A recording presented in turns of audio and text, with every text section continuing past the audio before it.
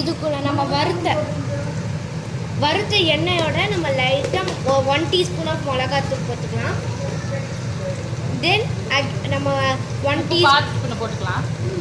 Next 1 teaspoon of மஞ்சத்தூள், turmeric powder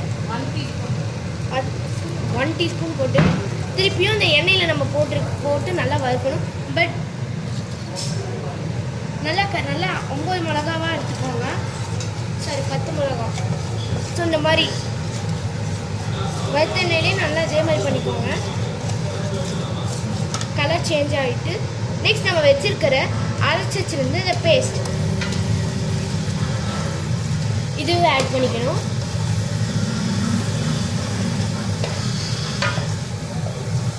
சைடில் நம்ம வெங்காய அங்கிள் நம்மளை கூப்பிட்டுருக்காரு. பட் மிக்சியில் அரைச்சிட்டு இதை போடணும்.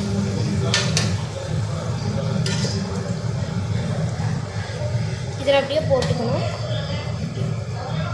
நெக்ஸ்ட் இதை போட்டு நம்ம என்ன பண்ணணும்னா ஜஸ்ட் கலக்கிட்டே இருங்க, கலர் சேஞ்ச் ஆகணும். ஆக்சுவலி இந்த ஆயில் ஊற்றினது மேலே எண்ணெய் திரிஞ்சு வரணும். இது கொஞ்சம் நேரம் வதக்கணும். இதை நல்லா வதக்கினதுக்கப்புறம் காமிக்கிறோம். ஸோ இது உங்களிடம்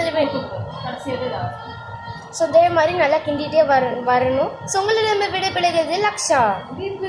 ஸோ ஃப்ரெண்ட்ஸ், இது வந்து பார்ட் 6 வீடியோ இப்போ நீங்கள் இப்போ பார்த்துட்டு இருக்கிறது. ஸோ இப்போ வந்து இப்போ நம்ம அடுத்த செக்ஷனுக்கு போயிடலாம். பார்த்திங்கன்னா நம்ம வந்து இது பண்ணதுக்கப்புறம் ஆந்திர பிரதேஷ் தக்காளி எடுத்துக்கணும்.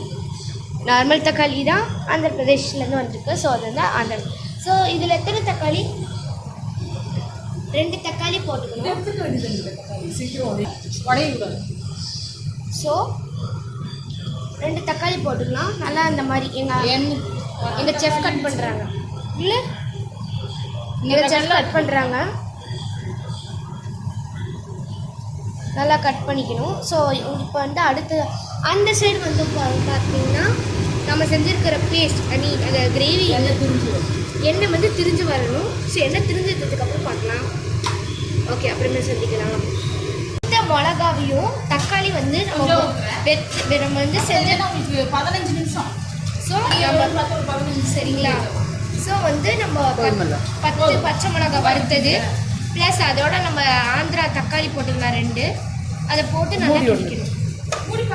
ப்ளஸ் இது கூட ஒரு 600 ml ஊற்றி இதை வச்சுருந்தோம். சிக்கன் ரெடி ஆயிடுச்சு இல்லையா?